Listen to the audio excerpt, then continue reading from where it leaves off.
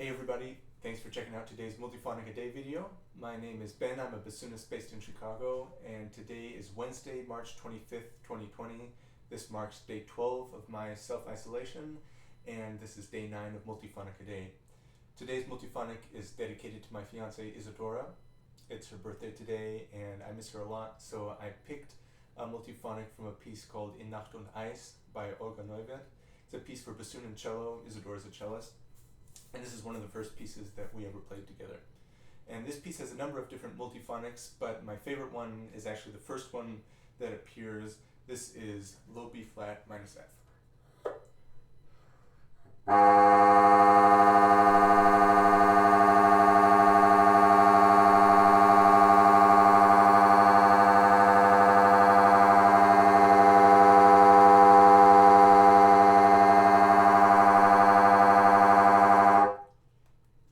So as the name suggests, this is a fingering that's based on the fingering for low B flat 1, and that's left hand 1 2 3 whisper key, right hand 1 2 3 pinky F, pancake key, low B key, and B flat key. And to get this multiphonic, I'm just lifting up the pinky of my right hand, lifting up the F key to open that hole.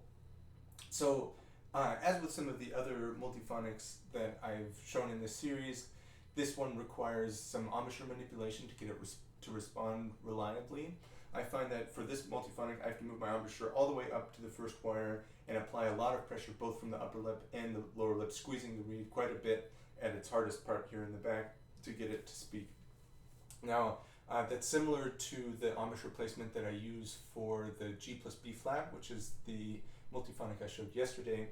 The difference between these two is that this one will respond much better for me in a lower dynamic than the G plus B flat does. This is a really resistant multiphonic, but I can still get it to speak at a softer dynamic. I just find that I do have to go all the way up to the first wire with my embouchure and apply quite a bit of pressure to a degree that might be uncomfortable for a standard playing.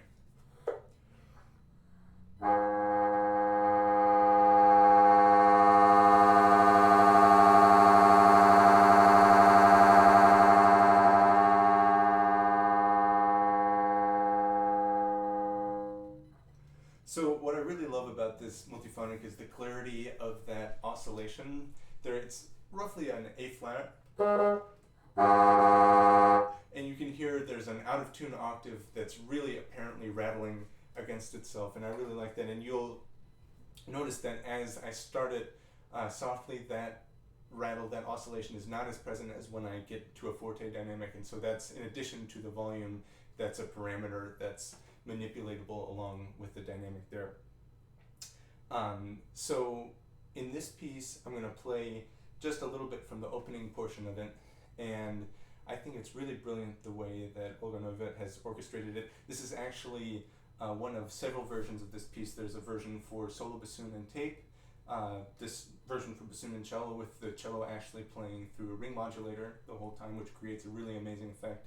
Then there's a version for bassoon and accordion, and a version for bassoon and ensemble. So I'll post a recording below. I would highly recommend checking out a couple different versions of this piece because it's really, really wonderful. And I'm going to play just a short portion from the beginning of it. And what you'll hear at the beginning is a low G that's manipulated with some timbre trills, some timbre fingerings. I'm using my left hand thumb and the pancake key to get that note to oscillate. And then after that, you'll hear what's called a barrio tremolo, and this is a technique that occurs a lot of the time in the barrio sequenza. And what it means is that you have a low pitch and another pitch that's much higher, maybe an octave and a half above it, and those are tremoloed between very quickly. And if you overblow with that kind of a tremolo, with such a wide tremolo, it'll activate some higher harmonics and create a really interesting shimmering effect.